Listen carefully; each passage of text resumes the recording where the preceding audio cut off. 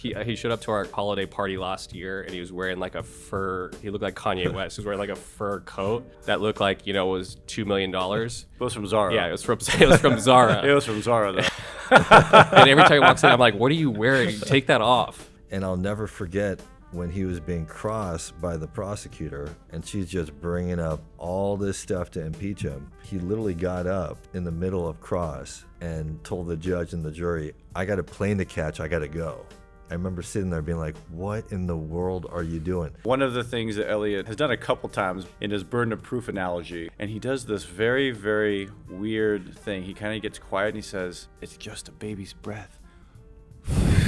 I was sitting there and I literally squirmed in my chair. This defense team spent this amount of time that they did following our clients around, videotaping them, looking through their windows at home while they're with their kids. Imagine if they spent that time and energy on actually training their drivers on how to drive safe. Like, we wouldn't be here today.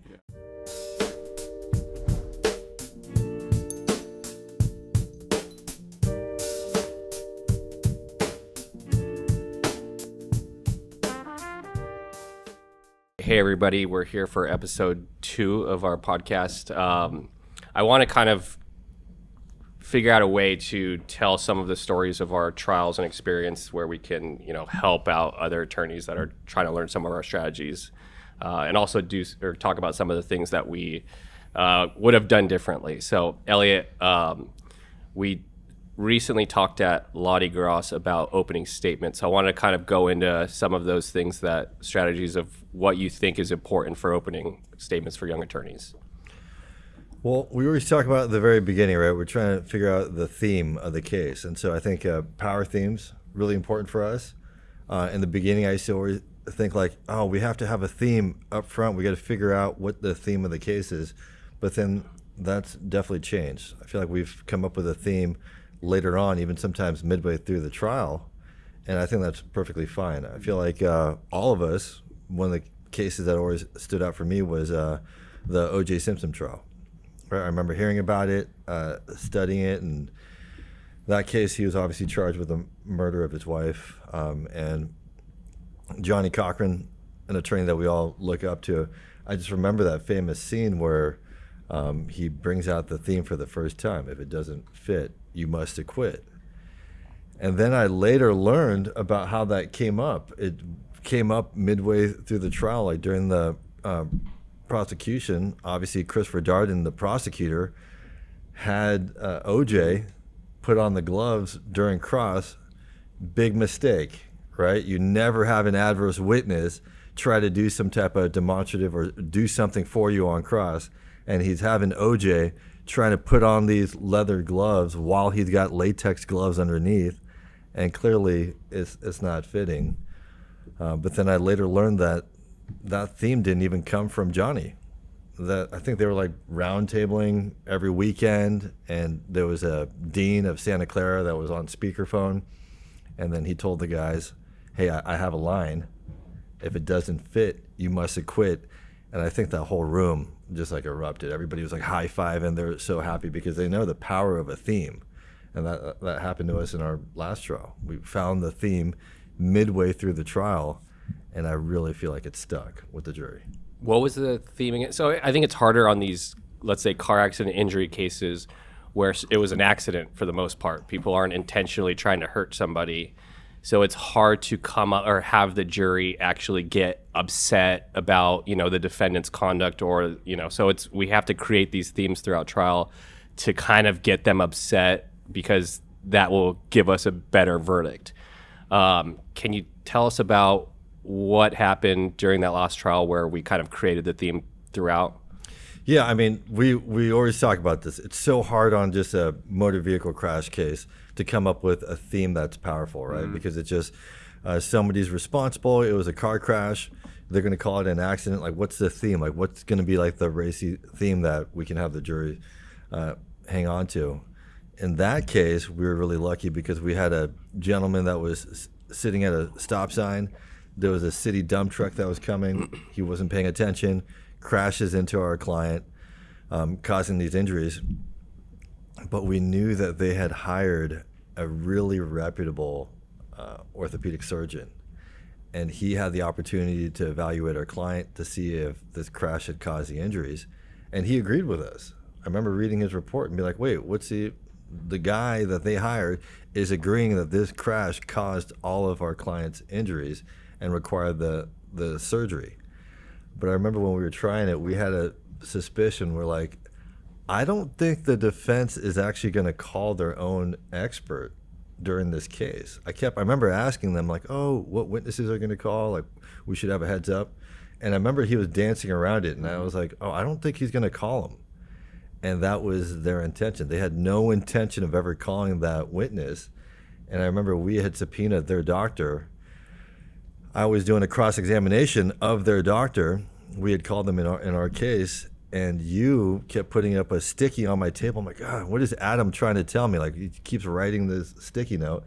And on the note, it said, did the defense attorneys that hired you, did they ask you to come testify in this trial? And he was like, no. And so our theme was, they're trying to bury the truth, right? They're trying to escape responsibility by burying the truth that they knew, which was supported by their own doctor that they had hired. So that theme was really important for us. And that's just one example. I feel like in every case, there's always something that the other side is trying to do to hide it or to minimize it or to do something that feels like a little bit nefarious, and you can kind of cling on to that and make the case about that, you know? Because I feel like most of our cases, even with a quote-unquote boring motor vehicle case, they're trying to escape something. It's either liability or the full amount of damages. So, you know, you try to find a witness or something that they say in there, and you just kind of cling on to that and make it sound much more, It's powerful for us, because what happens is, like, I think that a lot of times, you know, things like this are happening during the trial, and at first it can seem like it's a disadvantage to us, right? At first it can seem like, oh, they have a better angle. But all these like attempts that they're making to be sneaky are actually really beneficial for us, because when we call them out, especially during closing, gosh, at that point, that's when like people are going to get upset about people trying to escape responsibility and trying to hide things and, you know, covering things up. I'm like, man, you guys give us so much ammo. If you were just trying the case and being reasonable, it'd be very different. But these little attempts to be tricky and have deception, I'm like, you're giving us so much ammo to come after you. So yeah. I remember, I think in most of our trials, there's been Subrosa from the defense, which is basically they hire an investigator to follow our injured client around and take videos of them doing physical things. And for me, every time I've been pumped, that every time I see a Subrosa video, I'm like, all right, perfect. Like, this is going to be the ammo we need. Because it's like our client bending down to tie their shoe or putting their groceries in the car. And, you know, now all of a sudden they're not injured because, you know, they put their groceries in the car or were carrying a bag or whatever. So it's always been weak Subrosa, which I never try to motion out. I always say, oh, let it in. And and then you get to go in closing argument and make the argument that, imagine if this defense team spent this amount of time that they did following our clients around, videotaping them, looking through their windows at home while they're with their kids. Imagine if they spent that time and energy on actually training their drivers on how to drive safe. Like, we wouldn't be here today. Yeah. And those are like the types of arguments we use that have like lit the jury up, and they're just like, we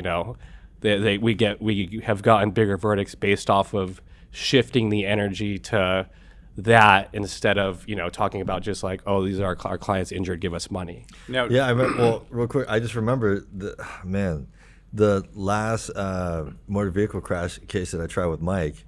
I remember the defense attorney who was, really pushing to try to resolve the case like prior to trial. But I remember early on during the trial, he was like, oh, I have Subrosa. You guys need to sell this case. Like, I have Subrosa of your client. Like, I'm going to use it. And I remember Mike was like, oh, yeah, go ahead. But like because we obviously, for us, like, we want to be able to use that, but we don't want them to think that like we really do want them to use that. But I remember Mike was like almost like taunting him, like, oh, yeah, no, you should go ahead and use that. He didn't end up doing it because I think he knew we were going to flip it on him. And so I was waiting. I was like, Mike, don't push too hard, but we want him to do the Subrosa.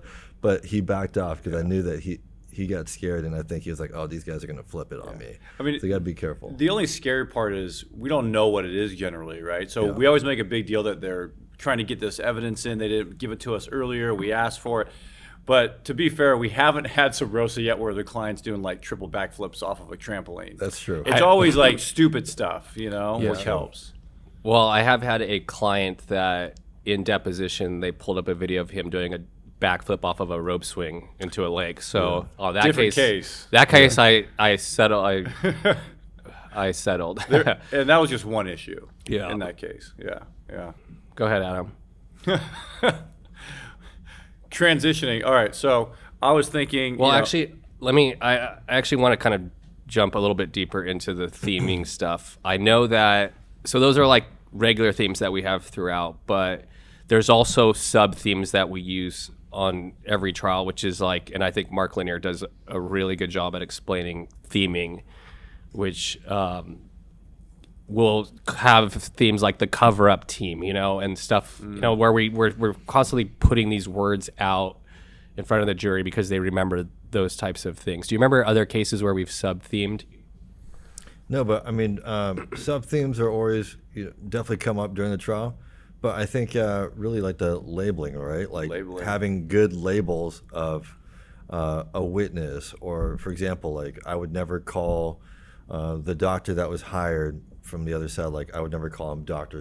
So he's always like the defense hired expert, or the defense hack. I think you used that one before. Yeah, probably probably don't say defense hack. I've used that, but well, in our last trial, we had a doctor. They basing their entire case off this one doctor who saw our client for 10 minutes. So for the rest of the trial, we're like, we just called him the 10-minute doctor, right?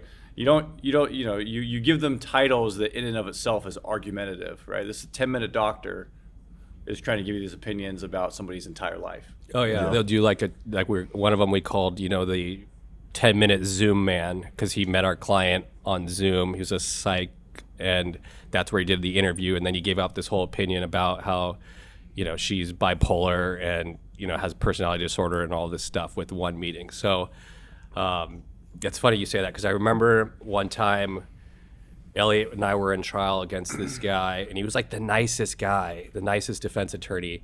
But for some reason, when he was in trial, he was like super aggro. And I remember in closing, he was like, "This guy's a liar," talking about our client. He got up on the stand, he lied to you, and he was just going kind of crazy. And Elliot and I were like, "Wow, like this is great for our case."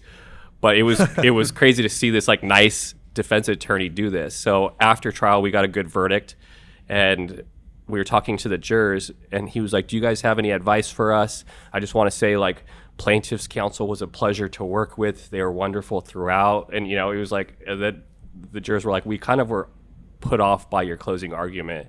We thought it was like very insulting, to basically the victim in the case and some of the witnesses." And he was like, "Sometimes I get carried away in there and I just lose it. But yeah, I totally apologize. Like, I just blacked out."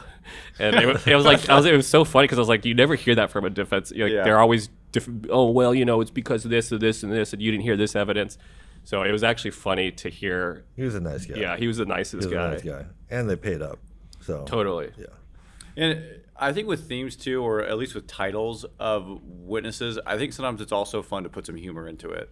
Because I mean, jurors can get bored, and if you give kind of funny titles, I think it helps too. Yeah, you just have to be careful. You don't want to be offensive. Not offensively so, but yeah. I mean, I've judged a lot of mock trial tournaments, like law school mock trial tournaments, and I find myself falling asleep with these like 1 hour mock trials. So imagine sitting there for 3 weeks straight, 8-hour days watching this. So you have to be engaging. You have to do, use pull-up charts. You need to use visuals. You need to show things. You need to be walking around the courtroom, making it entertaining for these jurors, because that's what they'll pay attention to and remember. Yeah, and kind of like a subset of theming is images in opening, right? And we're so used to scrolling now that you want to see a lot of different images. So when I'm doing a direct or an opening, I feel like I want a lot of images, and I don't want to give them too much time on each image, unless of course it's a really important image you want them to think about it. But jurors are used to seeing images now. So like you better give them some images to go through when you're talking, you know? That's true. Yeah, I always see like people's PowerPoints and it has a ton of just words and bullet writing. points, and I'm like, oh my gosh, I can't believe you're still doing this. So Elliot, I think is really good with PowerPoint. For me, I just use photos and like images, and there's no words on the PowerPoint unless it's just like one thing, Same. one word. What I thought actually was very helpful that I didn't know was last trial I did. David actually found somebody from, I think it was Upwork, that specializes in making whatever PowerPoints you want. So we sent over, it was an insurance bad faith case where I was trying to explain how this wasn't like an accident. It wasn't a one-off. They were put on notice this many times, and each time they basically ignored it and they, denied the claim. So I wanted to show all the notice that they were put on. So I had somebody create a PowerPoint that showed like a roadway and then a big yellow sign, like a street sign or whatever, like one of those ones you see for construction with a bunch of red alerts, and then each of the notices. So I took the jurors down this road of like how many times they've ignored these warning signs. And it was awesome because we used a professional PowerPoint person to create it. It looked, it really pushed the image, in the juror's mind. So, and after we talked to the jury, and they were saying, yeah, we really liked like all the notice you showed us on how many times that they were warned about this issue. Yeah, I think that's what makes a good PowerPoint, right? Like the image should be argument, right? Just from the image itself, it should be an argumentative point. I remember we had this case that we did not too long ago. There was an attorney that blew the statute of limitations on a client's case. It was like some trucking case that he blew the statute on. And then after he blew the statute of limitations on the client's case, he referred his client to his real estate attorney to kind of have him handle the malpractice case against him. Obviously, you can see all the different issues that are coming up. I was trying to argue that the attorney that blew the statute of limitations was really kind of the guy behind the scene pulling the strings, like a puppet master from behind. And so what I was thinking about was, we all grew up with Pinocchio, and Pinocchio's Or NSYNC. or NSYNC, but you think about that image, and so one of the images that we used was literally a picture of the attorney's face, on the top, kind of coming over the curtains, and his hands pulling the other attorney like he was a little puppet. And so that was just like an image. That was like my theme. That was my power theme in regards to what this case was about. And so, yeah, if we do that for each slide, like that image is argument, I think that's powerful. Yeah, and I know we've used a lot in the past is, defense expert. They'll hire some orthopedic surgeon that will have a different opinion than the 8 other doctors that, we call or have testify, or the treating doctors. And a lot of them are even from their own client's own insurance. But defense expert will all of a sudden have this crazy opinion that, they're not hurt, it was pre-existing or whatever. And we'll do this image where we'll put that defense expert on a little island by themselves. We'll make them look like it'll be like a cartoon island. We'll have a photo of the defense expert there. And then we'll have all the other treating doctors on the mainland. Because then the jurors see it and they're like, this is like a one-off opinion. We'll show all the other people on the mainland. And I think jurors feel like, they're on the mainland. This person's off in his own, on his island. planet. And stuff like that has worked for us. In terms of theming. So we're always thinking about how to push these images in people's heads. So that's a sub-theme. There's a sub-theme that we're pushing in the middle of the trial. Obviously, this is all stuff that we're learning and we're doing and being creative for the trial itself. But what about early on in our practice? What were some of the things that we had to, maybe hard lessons that we've had to learning to do civil practice for you guys? Well, there's a lot. Right. I mean, I think sometimes, as a law firm, you look professional and it seems like it's a seamless process, but we all know that behind the facade sometimes there's a little issues going on and, you're trying. Yeah. Sometimes you got to learn the hard way. So, I mean, I remember there's been many stories, but I remember one time we had this. It was our biggest case at the time, I think.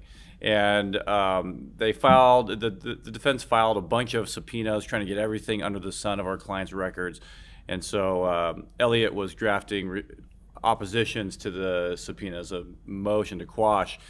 And it's late in the day. Me and Mike are in the office, and Elliot says, "Hey man, I just finished this motion. Can you just print off the motions and just bring them down to the post office?"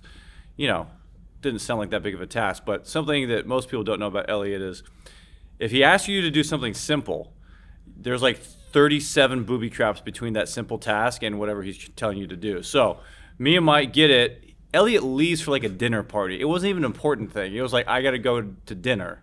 We're like, okay, no problem. Turns out each motion was like 300 pages. We had this tiny little printer at the time because we're a brand new law firm. So it took us like 3 hours to print out the motions. And then the post office was closing. So me and Michael are sprinting down Broadway. Trying to due at 5 p.m. It was due at 5 p.m. We're sprinting down with like 800 pounds of documents. And he made it seem like it was no big deal. We get there. It's closed. We're like, sorry, too late. So then we're like, crap, where else do we go? And if we didn't file them by 5 p.m., it was too late because this was back in the day of paper filings. So then we sprint all the way back down to the other end of town through the middle of the street because the sidewalks were too crowded. So we're sweating in jackets. And we call up the guy. He's like, no. We're like, listen, we'll give you money. We'll pay you like, what? How much do we give this guy? We gave him $100. We gave him $100. We're like, we'll give you $100 if you keep that mail truck open. Finally get there. We give the guy his money. We get the motions. But we're like, Elliot, do not do that again. And of course it happened again. And I remember it was like the FedEx whatever down here. Mm-hmm. And the guy was like, I've got to basically drop off this mail to the plane by this time. But yeah, if you give me $100, I'll wait. Yeah. We're like, that's all it took is $100. We're like, all right, great. But wait. Do you have any stories? I've got. Well, no. Let me tell you my perspective of that happened. I thought it was a simple thing, but number one, this was my first client. This was a very good friend of mine. This was, at that point, our biggest case. And yeah, they were asking for all these different medical records, super invasive. So I, of course, trying to be a civil litigator, I'm like, I'm going to file 13 motions to quash to prevent them from getting this. And it's pre-COVID, so it has to be paper filings. And yes, I did have a dinner party, but it was for networking, so I had to be there. And so all you had to do was print out these 13 different motions on this little itty bitty printer that we had. And I remember leaving. It's like you, Mike, your wife, and then our paralegal at that time. And I was like, hey, are you guys good? No, it has to be filed. That was Shelby. Yeah, it has to be filed by 5. Are we good? And then so I leave. Adam says, yeah, we're good. So I leave. I go to the dinner party. And then, I want to be polite. And so I'm at the dinner party. I don't want to be looking at my phone. Like, I don't want to be having it out on the table. So I was like, I put the phone away. And, midway through, I'm just thinking about this. I'm like, I hope that this was filed. This has to be filed. This is like our most important case. I excuse myself. I go use a restroom. And I look at my phone, and I see like 50 texts from Adam. And it starts from like, Elliot, where are you? Elliot, shit, we can't print this out. We can't file. Elliot, pick up your phone. And then it just gets worse and worse and worse. Yeah, angrier and angrier. And I'm just like, what in the world? And then I try to call you, and then I don't know what happened. Like, you couldn't pick up, and you were like, probably out of breath running. Yeah, you basically said, I'll talk to you about this later, and then you hung up. So I had to go back to the dinner party and act interested and, want to talk to people. I had no idea if this had been done or not. How was your dinner? Was it good? The dinner was okay. Oh, that's nice. The dinner was Yeah, fine. I remember early on we were taking on restraining order cases because, we were trying to get whatever money we could. Because we were taking everything? Yeah, we're doing criminal defense, we're taking restraining order, like you name it, we were taking it. And I remember Elliot, I was in Riverside for a court hearing, and he was like, hey, can you just go across the street to the other courthouse and handle a continuance for me for a restraining order? Like, I'm representing this person for a restraining order. And I was like, yeah, sure. So I was like, it's just going to be a continuance? Like, yeah. So I go in, and the judge was like, you've already had multiple continuances. I told you last time we're not going to continue this case again. Like, we're starting right now. And so I think I was cross-examining like 7 witnesses that I have no clue what the story was, what happened. And I was just going like, and then, I was so pissed. So we started calling it Elliot Specials, he would, if he gives you an assignment, you could be cross-examining 7 witnesses that you have no idea what they did. So, But you became a better attorney. No. Okay. Well, now we just give everybody warnings. We say, listen, if you get an assignment from Elliot, there's a 50-50 chance that it is a bomb waiting to explode. So just be prepared and ask lots of questions. Well, you know that Emma made a little Elliot bomb, a little photo with a bomb, and it has Elliot's face on it. And behind Elliot's back, everybody passes it around to each other. Like who has it today? Yeah, so like Shelby will assign something, and it'll have Elliot bomb as the first photo in the email So they know? attachment, so they They know get a what's heads up. coming. Yeah. That's good. Yeah. But hey, man, you got to change it up. You Yeah, gotta you keep got to it get better. You interesting. got to have a little bit of stress to become better. But to your credit, I can give you also a mess of a case, and you won't ever complain. And I'll know that I gave him a mess, but I'll be like, let's go see what he does. You wouldn't even, he just went and got ice cream after. He's like, yeah, I'm good. So yes, he'll give it to you, but he'll also take messy things and not ever once And enjoy complain. it. So that's Yeah, point for you. that's good. Any other I guess challenges that we've had to deal with, learning points that we had to struggle through early on?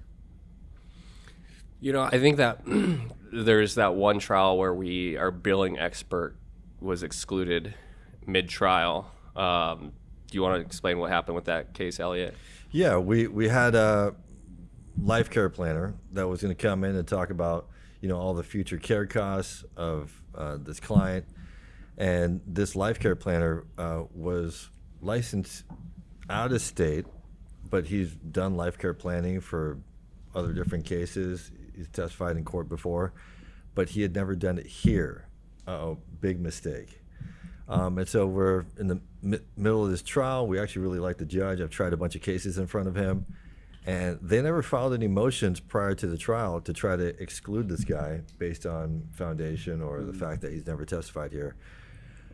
But midway through trial, after our experts already testified in front of the jury asking for all this different money for the life care costs of our client, we have this kind of sidebar with the judge. The other side is complaining about this witness, and the judge goes, you know what? I tend to agree. I don't think he's qualified. I'm going to move to exclude his entire testimony. And so this guy's already testified in front of the jury, and now the judge is going to go back out there and say, hey, everything that you've just been listening to for the last 45 minutes, completely disregard it. So obviously that was a big challenge, but Michael, likely you found a solution. Yeah, I remember the judge saying, this is highly prejudicial. I'll give you guys a mistrial if we're going to go to lunch, and when we get back, if you want a mistrial, I'll grant it. So the judge was saying, the jurors were rolling their eyes, the life care planner was asking for $600,000 in future meds. He was saying that they needed a new shower, attachment, and they needed a bar in the shower, and so there was all these things that he was adding on for life care. I think he was very excited to be an expert on the case, but we felt pretty good about our jury and where we were at. And yes, I do think that they were rolling their eyes at this expert. So I was like, Elliot, let's convince the defense attorney that, he needs to stipulate to our orthopedic surgeon testifying to future life care, and we'll limit it to $400K. So he could only go to $400K or below. And so I was like, he's going to save $200,000 and whatever. And then we'll just get it through our ortho, because otherwise we wouldn't be able to get it through our ortho because he didn't testify to it at deposition. So we went up to him. He's like, why would I do that? I'm not going to, he's like, no, I'd rather just have him get excluded. Then you guys can't bring it in. And then I said, well, we're going to take the mistrial. And do you want to try a new case against, where we could clean up this issue, have a new life care planner come in, and or do you want to take the trial against the jurors that are rolling their eyes at us? Because you could go that way, and you probably have a better chances with these jurors that are on your side, or we could clean this up and just do another trial on this, because we're going to try it again. And then he came back after lunch. He said, okay, I'll let you I'll let your ortho testify about it. So we You salvaged it. we salvaged it, and I was telling Elliot, I was like, go into, was it you that did the closing for that case? Yeah. I think it was. Yeah. I was like, Elliot, go in front of the jury and be like, yeah, that life care planner, after we heard what he said, we were like, no way are we going to let this guy come in and exaggerate in front of our jury. We excluded him. We fired him mid-trial. We fired him. I won't tolerate that. But we were joking. We didn't argue any of that. But yeah, that was an example of when things go wrong during trial. Yeah. You know, Like it always happens. one thing about life care planners, and this is more like specific to our industry, I think it's the most fertile ground for cross-examination on life care planners, especially when it's not a case where the client's really, really injured. Like if you're a paraplegic and there's really complex future care to be taken into account, let's just say it's a normal case, there's always so much ground to cross on a life care planner. So since we've done a lot of them now, if you can get the life care plan in through an orthopedic surgeon instead, I think that's preferable. But you definitely don't want the life care planner to add on all the soft features like, a new bathroom curtain or this or that, because it starts to just seem almost, excessive. So I would say that's a big piece of advice. We're always trying to think about how to clean up our damages clean. section. Yeah. And I don't want them to have fertile ground to cross-examine about our damages, right? So that's So something funny, that- like all these things that just remind me of like these situations that come up during the trial, whether when we were doing all these cases on the criminal defense side or in civil practice. Definitely much more has come up doing it on the plaintiff side. But I just remember, I had an expert that was a toxicologist in one of my criminal cases when I was a public defender. And I had no idea that the prosecutor literally had a book on this guy, like had a book of just impeachment stuff on this guy. And he testified well on direct. And I'll never forget when he was being crossed by the prosecutor and she's just bringing up all this stuff to impeach him. He literally got up in the middle of cross and told the judge and the jury, I got a plane to catch, I got to go. I remember sitting there being like, what in the world are you doing? He was definitely in the hot seat. He was just being grilled by the prosecutor. And I've never seen that happen where my expert witness is standing up with his briefcase like, hey, judge, I got to go. I got a plane to catch. So it's like, you just never know. Yeah, you just never, probably not Cabo, but you just never know what's going to happen in trial. So just be prepared to adjust, right? Yeah, totally. What's going to happen, yeah. I want to give an example of, I think it's important to anchor the number that we ask for. And I remember the last trial that I did, the psychologist for defense was getting paid $8,000 a day to be there. So just for him to come up to trial and testify that one day he was going to get paid $8,000. So defense came up to me right before they were about to call this witness, and he was like, hey, if you agree not to bash me in closing because I opened and said I'm calling this witness, like, we won't call him. And I said, no, like, you can call him because I'm going to bash you in closing if you don't. So, like, whatever you want to do. And I was hoping they'd call him because I was going to anchor his $8,000 a day because I was going to ask for $2,000 a day for our clients. Mm-hmm. So I was going to be like, our clients suffered all of this daily distress, like living in this house with no heat and electrical and whatever, and going into all the details. And what we're asking is $2,000. And defense isn't going to get up here and say that's unreasonable. That's only 1/4 of what they paid their own expert. So, $8,000 to $2,000. So they can't come in and say that his 2 hours of testimony is worth, 4 times that amount. So it's like you find ways to anchor the number if you can in closing. So that's like one strategy we've used. Yeah, that was a good one, especially because I think that defense attorney knew, he didn't want to call that witness. And it just makes it fun when you just tell them, nope, go ahead and call that witness. So. Well, I mean, that's good. I mean, not just anchoring, but figuring out a creative way to ask for large sums of money, right? You can't just say a big number out of nowhere. Mm-hmm. You need to give the jury some framework of why you're asking for that number. So I feel like we're always trying to figure out the most effective way to explain damages, using some sort of equation or an analogy or something like that. But it's always a process because I feel like sometimes we're like, we could have done that better, or, is there a more effective way? Is there a more argumentative way? Adam, do you remember I think it was your guys' first civil trial, and we were arguing about the jurors and which jurors we should pick. Do you remember that story? Yeah, Elliot, so it's our first civil trial, our first time in the ring in that context. And Mike and I was trying the case with Elliot. Michael, you're in the audience, I think. And we're picking a jury, and there's this one juror in particular that I was like, I definitely don't want that guy. And Mike's like, I agree. I definitely don't want that guy. We're like, Elliot? And we look at Elliot, and he's like, guys, we're building a tribe here. He's with me. Trust me, he's with me. And we're like, no, he's not, but fine, you can have that juror. Well, it turns out when the verdict came around, he was the only juror holding our verdict down by like a couple $100,000. And we said, Elliot, from now on, when you get that feeling, we're going to disregard it.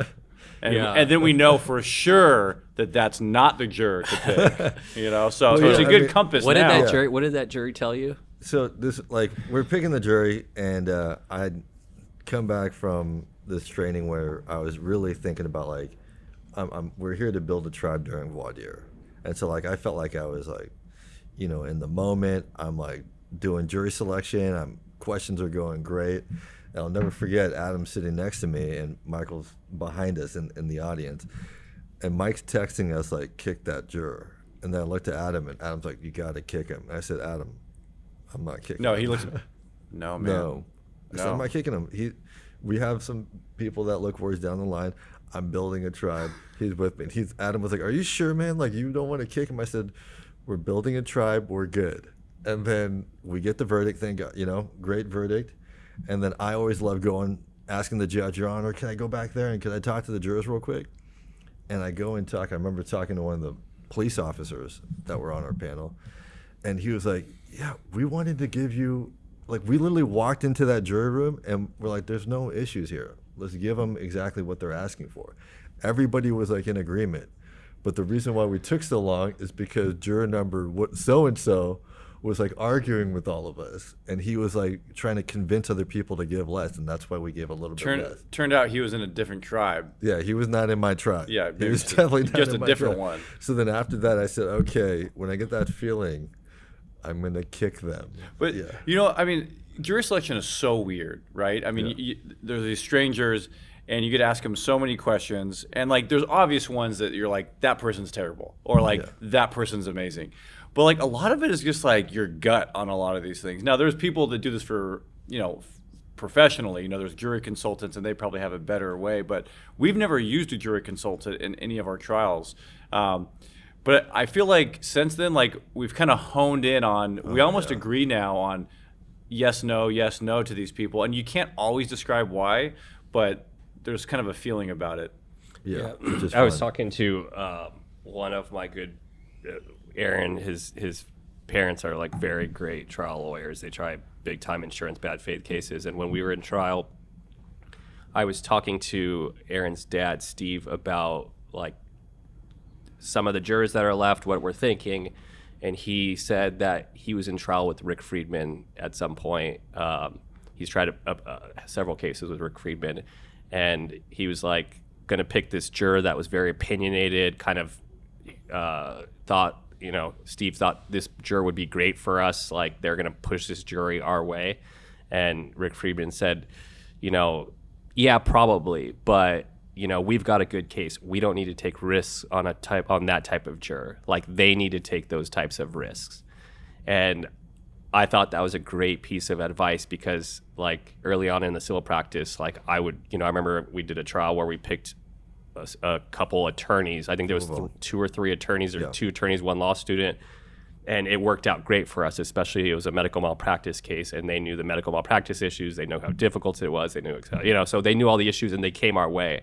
And then the next trial I left on 2 lawyers. Again, yep. And then all of a sudden, they were the holdouts. We still got a verdict, but they were the 2 that were kind of pushing the numbers down. What case was that? Yeah, it was Shapiro. We could have, so they gave us 2.6 million, but if it wasn't for those 2 attorneys, we could have. So it's it goes back to that same advice: is why take the risk on polarizing people when we've got a good case. Let's just pick the regular people that will listen to us, hear us out, and come in with an open mind. Yeah, that's true. True. I mean, and it can't go overstated. Like, you pick a bad jury, you are in trouble. You know, Totally. I mean, yeah, one person or a couple people can bring down the value of your case crazy. So jury selection, which is also the hardest to get good at. But what's your thoughts? And maybe you guys don't have any experience with it, but having a jury consultant. You know, I saw a trial recently in Fullerton where I was looking at a friend that was down the hall from us trying a case, great lawyer. He had a jury consultant with him who's like one of the best. Like, he's like him and his wife are the like people I would hire. And I was watching them do jury selection, and there was like 10 jurors left. And I picked a couple of people. I was like, okay, they're for sure keeping these people, and they're for sure kicking these. And he did the opposite. And I was just like, wow, like why did he keep those and kick the other ones? Like, and he got a big verdict. So I think it's a valuable, a good jury consultant, I think, does a good job. But my last trial, we didn't have jury consultants. It was just me and Aaron, and defense had 2 jury consultants. And I got the biggest verdict I've ever had. So it's like, I don't think it guarantees you anything, but No. I think if you can do it, and early on we couldn't because they're expensive and stuff. Yeah. But I think we'll probably try it, right? Yeah, I don't think it would hurt to have somebody that's like looked at jury after jury after jury. It's just hard because there's so many times that people are gonna just say things during that jury process, and maybe their like true feelings do not come out. I think you're the one that says Yeah. make sure your phones are off, right? Yeah, it's Yeah. my alarm. I got a ticket. I mean, I'll get a ticket if I don't pay for my parking. But That's good. I think it's tough because like you have somebody that's looking at different jurors time and time again, over and over. But sometimes people just don't say their true feelings, until they're in the process, they're in that jury room, and then their true feelings are coming out. So can't hurt. Definitely having other eyes looking at people because we can't see everybody at the same time and their reactions. But at the same time, I don't want to be beholden to people's like physical reactions to questions, right? Because people might make a face or do a body gesture, and it might not be negative, it might not be positive, right? So yeah, I think there's some strategies in jury selection that people don't use, and it's very obvious. Like, for one, what happens is we kick one person, and then they're up for the next. We each get like 6 kicks or whatever the judge gives us. And so we kick one, they kick one, we kick one. So it's like you don't want to kick somebody that you think they may kick, right? Or you want them Correct. to use their kick on it. So you kick the worst person that they 100% like really want on that jury. So you start there and you work your way down. Another thing that I've done in trial is like when we go to the back and we start talking about for-cause challenges, I just keep my mouth shut most of the time, and I let the defense attorney go for all these for-cause, and I can see exactly who they want. If the judge is not granting them, then I'll not pitch my for-cause because I don't want the defense attorney to know who I'm going to kick. And a lot of times I've gained 3 or whatever that they've kicked, and sometimes I'll even throw out a fake one of a person I kind of like and act like I've tried to get them for cause where I know the judge is going to deny it, and then they end up keeping them on the jury. So I'll do some weird stuff like that if I think it's a good strategy throughout. yeah, I think we've gotten really good at that, is kind of anticipating what the other side is going to do in regards to the kicks. And like you said, just being very strategic on when we're doing our just peremptory kicks, right? So it's fun though, because you can see over time, it's just repetition, being able to do this, and then kind of honing that skill on jury selection. Because once you have a good jury that you believe is going to be fair, I mean, in general, our cases are the righteous cases. So it's like we know that we're going to be successful at the end for our client. So it's just like they're just honing in the right group of people making sure that we have a good panel that's going to be fair. It's just been fun to do. Do you have any examples in jury selection, either of you, that kind of like the way that we pick a jury from a bird's eye like view? Example of like what we do, or Yeah, like I'm a big fan of, talking about our negative points and our danger points throughout trial, and not trying to, act like we have the best case ever. Like, I just want to just got to put out the bad facts and work the jurors. So this way, when they hear the opening statement, they're like, wow, that's a great, so, and then I also see other attorneys that will go in and do the opposite, where they'll really try to build their case from the beginning. Have you ever tried that, Elliot? I don't like doing that. I don't like trying to push my case during voir dire, just because I feel like they haven't heard any of the evidence. I'm not trying to. I just feel like it becomes kind of salesy, when you come up there and you're trying to push your case early on. So for me, I rather just find the people that should not be there because they're going to be biased in some way. Yeah. So it's like, bring up the stuff that's going to be potentially harmful for you. That's the best way. Get people talking about it, and get people talking that are going to be against you, right? That's the most important thing. Time is so limited. So the people that just really should not be there because they're just not going to be able to have an open mind because of some negative fact in your case, it's like, bring those people out, get people talking. Yeah. And it's tough because people don't really like to talk in open settings like that, Like, I can see, as Mike is getting passed down the line, like, I can see a couple people down the line, like, they're starting to get uncomfortable. Like, you start to see the rednecks. Like, they don't want to talk about things in public, especially not like private things. So. We had one juror on our last jury trial that she just wouldn't respond. Like, no matter how many questions, she just remained silent, despite the judge saying, "Ma'am, did you hear us?" And she just, you could see her getting more nervous and more nervous. And the defense wanted to kick her for cause, but we kind of liked her, even though we hadn't heard her say anything, because she wouldn't talk. And the judge didn't excuse her for cause, so she was on the jury, and the defense had to use their peremptory to kick her. But yeah, to your point, people get really nervous. I mean, on the flip side, we've seen defense attorneys or opposing counsel try to sell their case in voir dire. And I mean, to me personally, it's really off-putting. I'm like, you have no credibility with the jury yet. They don't know anything, and you're trying to pin them down to give you an answer, like you're trying to extract something from them.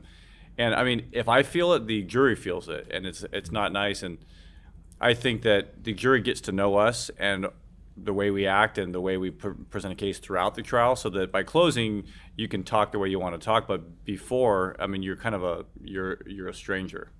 Yeah, I think it's like what we spend a lot of time thinking about is like, what are the important issues of why we could lose this case or why we could get a low verdict, and we figure out a way to discuss those. I think many attorneys get up in jury selection and they just say, hey, can I get a show of hands of like who can't be fair to my client, right? Like general questions, yes or no, and then nobody raises their hand, right? So you're going to get crickets. And after trying as many cases as we did, or falling on my face as many times as I have, learning this process, like now I really think about, how do I get a discussion going?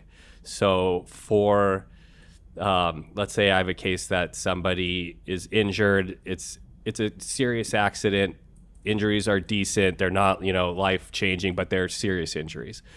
I'll start a conversation with the jurors with something like, hey, listen, who in here has been in an accident before? Raise your hand.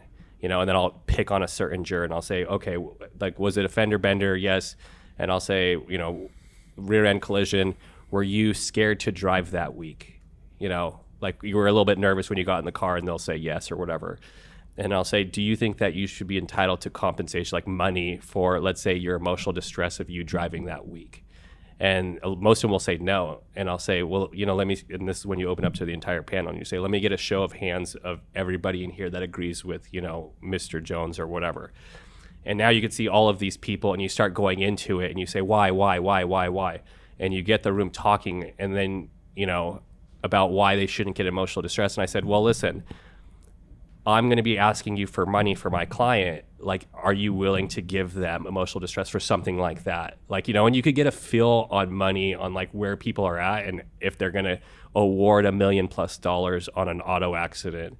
So I think it's like creating conversations for each topic that are interesting and engaging. And then I also use the scales a lot. I'll say on a scale of 1 to 10, how much like are you willing to like pay for, let's say a week of my client's emotional distress, if you know that they suffered that, if you know, even if they're different than you, even if like, us, we just brush it off and we'll be fine, but that my client is a little bit more dramatic, they're a little bit more emotional, and they did suffer this, would you be willing to do it? So I think that's kind of a strategy we've used a lot, that's like gotten jurors to talk and tell their entire story, so you really get to know these people before you do opening statements.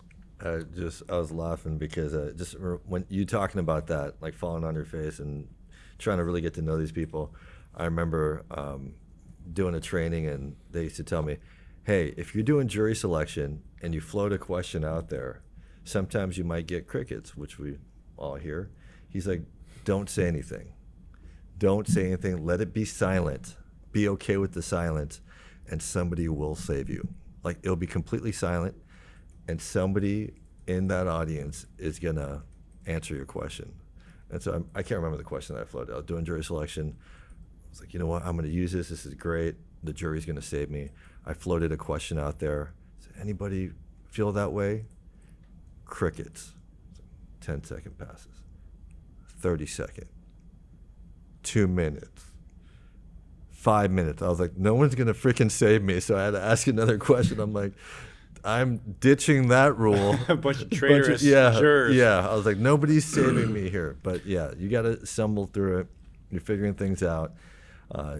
Sometimes you fall on your face, but that's how you learn. And so one of the things about Elliot is he'll hear something that somebody does, or a new technique or a new skill, and he'll just go try it out, like in a very public venue, in a very public way. So I was thinking, for this podcast, I think we should have a segment of the podcast that we call the Elliot Special.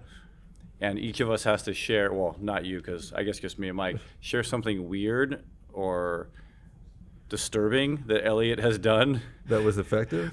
Yeah, effective or not, but like you have so many fun little things that we can talk about. So we should have a segment that's like something weird that Elliot did that stuck in your mind. Yeah. What do you think about that? I'm just thinking off the top of my head, the years, we've been friends since 2012, where we've known Elliot, and each year he makes more and more money, and his outfits have gotten more gaudy and over the top. So every time shorter. He showed up to our holiday party last year, and he was wearing like a fur. He looked like Kanye West. He was wearing like a fur coat that looked like was $2 million. It was from Zara. Yeah, it was from Zara. It was from Zara though. Yeah. So and every time he walks in, I'm like, "What are you wearing? Take that off! Like you're embarrassing our firm." Well, no, this is wait. In the Elliot Special, Elliot doesn't get to respond. We just get to really? Well, maybe at the end. Yeah. But he's also tried to give me that really nice fashion sense when he bought me a completely all white outfit, from the shoes to the pants to a white turtleneck to a white jacket. I look like a very flamboyant painter. It was nice. Good. Hey, but you nice. know what? You tried. Yeah. You tried. Yeah. Well, that reminds me of I remember COVID had hit. Well, we'd been open for 2 years at that time, so we were just starting out. COVID had hit. Courts are shut down, and you had just settled, I think, one of our biggest cases at that time during COVID. And so we're all in different places. We hop on Zoom, and I'll never forget you guys. We were so excited and just laughing. But I think I pulled some fur coat that my mom had given to my wife for Christmas one year or something. I had it on and had a cigar in my mouth, and my wife saw a photo of that, and she's like, "Please don't ever do that again." Say the situation called for that outfit. Yeah, all right. That was a celebration. So yeah. Well, let me give one more example, and then because we got to save some. But Elliot likes to do certain things in trials, and most other people might not notice, but me and Mike, there's like a little tickling sensation in the back of our neck when we see it. So one of the things that Elliot has done a couple times, maybe twice now, in his burden of proof analogy, where he's trying to talk about preponderance, right? 50.1% more likely than not. And he does this very, very weird thing. He kind of gets quiet and he says, "It's just a baby's breath." And it was so weird. And I was sitting there and like I literally squirmed in my chair. But you know, Elliot could sell whatever he wants. I mean, and he's a fantastic trial attorney. But I remember looking at Mike, and Mike was like, Yeah. I remember after trial. So like, I remember after trial saying, Elliot, don't ever say that again. Like, don't ever use that baby's breath, whatever you said, again in trial. And then the next trial, he said it again, and he like looked at me, and I was just like, "Oh my god!"